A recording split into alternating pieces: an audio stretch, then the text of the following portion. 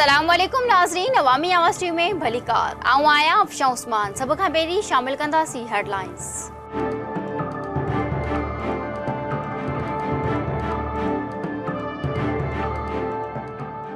वफाकी घरू खाते सिंध रेंजर्स जे क़याम इख्तियारनि में 90 ॾींहं जी वात बाबति नोटिफिकेशन जारी करे छॾियो। सूबाई हुकूमत जे शर्त कानून सां टकराव करार ॾेई रद्द कया विया। सिंध जे कानून वारे वज़ीर ज़ियाउल हसन चयो आहे त रेंजर्स इख्तियारनि बाबति के शर्त न रखिया विया हुआ। नोटिफिकेशन मिलण बाद वज़ाहत कई वेंदी। रेलवे वारे वज़ीर ख्वाजा साद रफ़ीक जो आसिफ ज़रदारी इमरान खान ते वार संदसि चवण आहे त पानामा पेपर जी का कानूनी हैसियत आहे। पानामा जो फ़ैसिलो अचण ते ज़रदारी हिन जे बचिड़े सुप्रीम कोर्ट खे टारगेट कयो। पानामा फ़ैसिले बाद पंहिंजनि सूबनि में कुझु न कंदड़ ज़रदारी एंड कंपनी इमरान खान ऐं कुझु जोकरनि खे दौरा पइजी रहिया आहिनि। साद रफ़ीक तासुब जो चश्मो लाए त खेसि केपीके में तरक़ियाती मंसूबा नज़र ईंदा। पुलिस सुधारा, सवात एक्सप्रेस वे, मुफ़्ती बि सहूलियतुनि जी फ़राहमी सूबाई हुकूमत जा मंसूबा आहिनि। केपीके जी इतलात वारे सूबाई वज़ीर मुश्ताक गनी जो साद रफ़ीक जे प्रेस कॉन्फ्रेंस ते रद्द अमल। पंजाब असम्बली में गो नवाज़ गो जे नारनि सां गूंजी उथी। जवाब में हुकूमती धुर पारां रो इमरान रो जा नारा। वज़ीर आज़म ख़िलाफ़ ठाराव पेश करण जी इजाज़त न मिलण तां मुख़ालिफ़ धुर जो एहतजाज। एजेंडा जूं कापियूं फाड़ी वयूं। सकरन में जीअं सिंध बहास जे चेयरमैन रियाज़ चांडी चौकवाणी में कारकुननि जो गैस ऐं बिजली जी लोडशेडिंग ख़िलाफ़ मुज़ाहिरो। शहर जे मुख्य रोड ते धरणो। डिगड़े भरिसां मुबैना पुलिस मुक़ाबिलो ग़ुलाम महदरूफ़ गंगोली लांघाणी मारिजी वियो। वारसन पारां मुक़ाबिलो जाली करार जांच जो मुतालबो। नाज़रीन, हीयूं हेडलाइंस। तफ़सीली ख़बरूं हिकु शॉर्ट ब्रेक खां पोइ। ख़बरनि में हिकु दफ़ो पीर भली कार। बुलेटिन शुरुआत कंदासीं इन ख़बर सां। वफ़ाकी घरू खाते सिंध रेंजर्स जे क़याम इख्तियारनि में 90 ॾींहं जी वाद बाबति नोटिफिकेशन जारी करे छॾियो आहे। नोटिफिकेशन में सूबाई हुकूमत जे शर्तनि खे कानून सां टकराव करार ॾींदे रद्द कयो वियो आहे। जॾहिं त कानून वारे वज़ीर ज़ियाउल हसन रेंजर्स इख्तियारनि बाबति के शर्त रखण वारनि ख़बरनि खे रद्द करे छॾियो आहे। वफ़ाकी घरू खाते मूजिब रेंजर्स इख्तियारनि बाबति सूबाई हुकूमत जा शर्त नोटिफिकेशन जो हिसो नाहिनि बणाया विया। वफ़ाकी घरू खाते मूजिब रेंजर्स इख्तियारनि में का बि घटिताई नथी करे सघिजे। सिंध सरकार जे ख़त जे जवाब में चयो वियो आहे त कानून जे लाॻापियल शकूं आरज़ी तौर बधार नथियूं करे सघिजनि। रेंजर्स खे इख्तियार 1997 जी दहशतगर्दी टोल एक्ट तहत ॾिना विया आहिनि, जेके 90 ॾींहं ताईं बरक़रार रहंदा। रेंजर्स इख्तियारनि में वाद बाबति नोटिफिकेशन जारी न करण ते सिंध सरकार वफ़ाकी घरू खाते खे ख़त लिखियो वियो हो।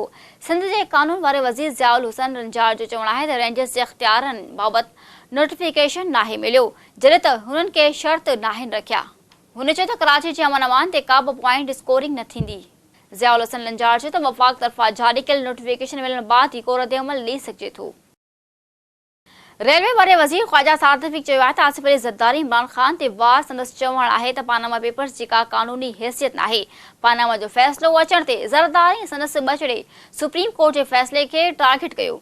पानामा फ़ैसिले बाद पंहिंजनि सूबनि में कुझु न कंदड़ ज़रदारी एंड कंपनी इमरान खान ऐं कुझु जोकरनि खे दौरा पइजी रहिया आहिनि। लाहौर प्रेस क्लब में प्रेस कॉन्फ्रेंस कंदे ख्वाजा साद रफ़ीक चयो त पानामा पेपर्स में 40 खां वधीक मुल्कनि जे माण्हुनि जो ज़िक्र कयो वियो आहे। पाकिस्तान अकेलो मुल्क आहे जिते पानामा पेपर्स ते अदालती कार्रवाई थी आहे। हुन चयो त पानामा पेपर्स जी का कानूनी हैसियत नाहे। वज़ीर आज़म जी राय हुई त इख़्लाक़ी ज़िम्मेदारी आहे त पाण खे अदालत साम्हूं पेश कयो वञे, जॾहिं त इहा हिकु सियासी जंग आहे। ख्वाजा साद रफ़ीक चयो त चूंड मैदान में पीपल्स पार्टी PTI हर हाराइजी चुका आहिनि। संदसि चयो त पानामा केस जी फ़ैसिले बाबति धुरियूं चूंडियूं रहियूं त हू फ़ैसिलो क़बूल कंदा। जॾहिं आयो त कुझु माण्हुनि खे बेहोशी जा दौरा पइजी रहिया आहिनि। ख्वाजा साद रफ़ीक चयो त फ़ैसिलो अचण ते ज़रदारी हिन जे बचिड़े सुप्रीम कोर्ट जे फ़ैसिले खे टारगेट कयो। छा अदालत ते असरअंदाज़ थियण जी कोशिश तौहीनी अदालत नाहे? संदसि चवणो हो त जिन ॿिनि जजनि संदसि ख़िलाफ़ राय ॾिनी उहा इन्हनि जो हक़ हुयो। एतज़ाज़ अहसन जो पंहिंजो ट्रैक रिकॉर्ड आहे। हुन बयान ॾेई कंहिंजी दिलि ठारण जी कोशिश कई। साद रफ़ीक चयो त ज़रदारी एंड कंपनी इमरान खान ऐं कुझु जोकरनि खे दौरा पइजी रहिया आहिनि।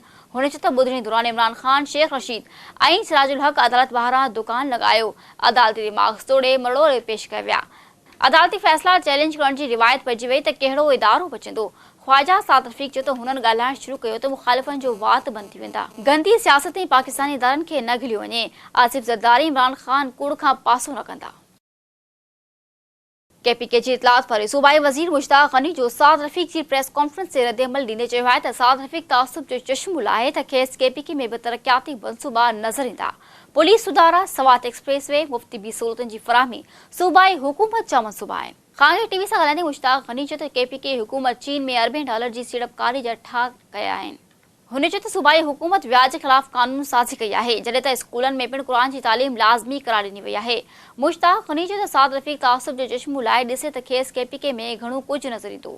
केपीके जी इतलात वारे सूबाई वज़ीर मुश्ताक ग़नी चयो त पुलिस सुधारा, सवात एक्सप्रेस वे, मुफ़्ती बि सहूलियतुनि जी फराहमी बि सूबाई हुकूमत जा मंसूबा आहिनि। गो नवाज़ गो जो नारो पंजाब असम्बली में भी पहुची वियो, जिते वज़ीर आज़म खां इस्तीफ़ा लाइ ठाराह पेश करण जी इजाज़त न मिलण तां मुख़ालिफ़ धुर पारां सरापा एहतजाज बणिजी वई ऐं एजेंडा जूं कापियूं फाड़े नारेबाज़ी कई वई। पंजाब असम्बली जो इजलास स्पीकर राणा तनवीर जी सदारत हेठि थियो, जे दौरान मुख़ालिफ़ धुर वज़ीर आज़म जे इस्तीफ़ा लाइ ठाराह जमा कराइण जी इजाज़त घुरी त स्पीकर इनकार करे छॾियो। राणा तनवीर जे इनकार बाद मुख़ालिफ़ धुर मछड़जी पई ऐं सख़्त एहतजाज कयो। मुख़ालिफ़ धुर एजेंडा जूं कापियूं फाड़े हुकूमत ख़िलाफ़ गो नवाज़ गो जा नारा लगाया। मुख़ालिफ़ धुर गली गली में शोर है नवाज़ शरीफ़ जा नारा लगाए त हुकूमत धुर बि रो इमरान रो जा नारा शुरू करे ॾिना, जंहिं सबबि ऐवान मच्छी मार्केट बणिजी वियो।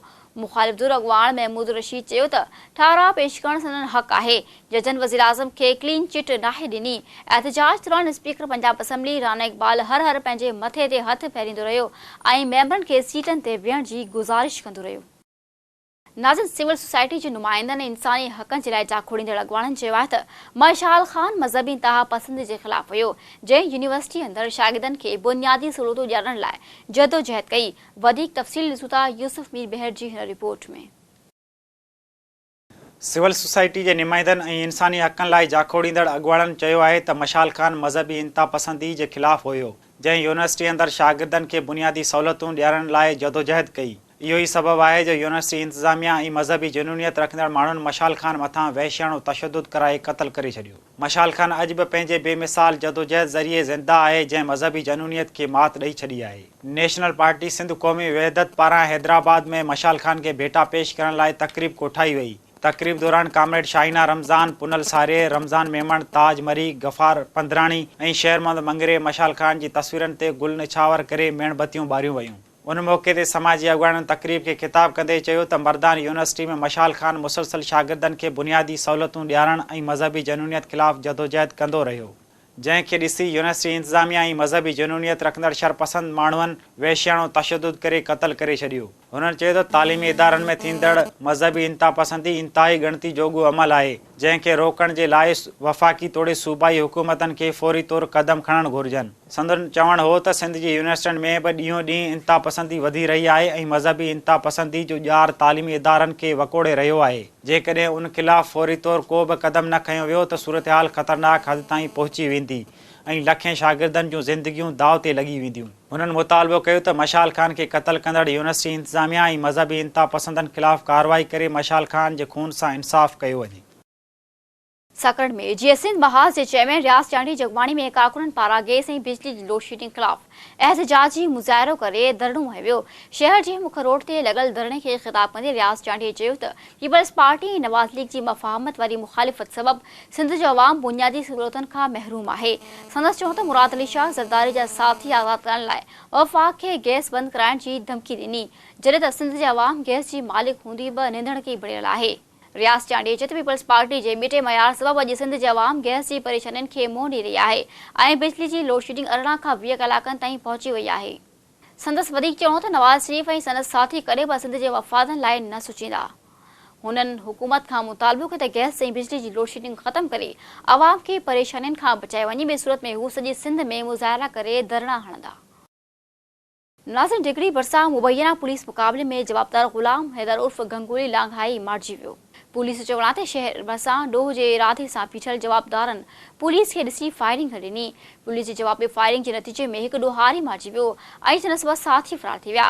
एसएसपी तर्जुमान मूजिबि पुलिस मुक़ाबले में मारिजी वियल जवाबदार मीरपुर ख़ासि मालई कॉलोनी जो रवासी आहे, जंहिं ते फुलुड जा ॿिया केतिराई केस दाख़िल थियल आहिनि। ॿिए पासे पुलिस मुक़ाबले में मारिजी वियल ग़ुलाम हैदर जे ॿिनि बेवाहनि साफ़ी नादो दाहिंदे चयो त मीरपुर ख़ासि पुलिस कुझु ॾींहं अॻु घर ते चढ़ाई करे मुड़ुस ग़ुलाम हैदर उर्फ़ गंगोली खे खंभे खणाए वई हुई। संदन चवणो हो त पुलिस जे अहिड़े अमल ख़िलाफ़ हुननि सेशन कोर्ट में दरख़्वास्त जमा कराई हुई, जंहिं तां पुलिस अमलदार मच्छर जी संदन मुड़ुस खे झड़तो मुक़ाबिलो ॼाणाए मारे छॾियो आहे। संदन चवणो त पुलिस मुक़ाबले में मारिजी वियल ग़ुलाम हैदर दुकान ते बार ॾोई घर भातियुनि जो पेट पालींदो हो। उन्हनि आला अख़्तियारनि खे अपील कई त पुलिस मुक़ाबले जी जांच कराए मुलविस अहलकारनि ख़िलाफ़ सख़्त कार्रवाई करे खेनि इंसाफ़ ऐं तहफ़्फ़ुज़ फराहम कयो वञे।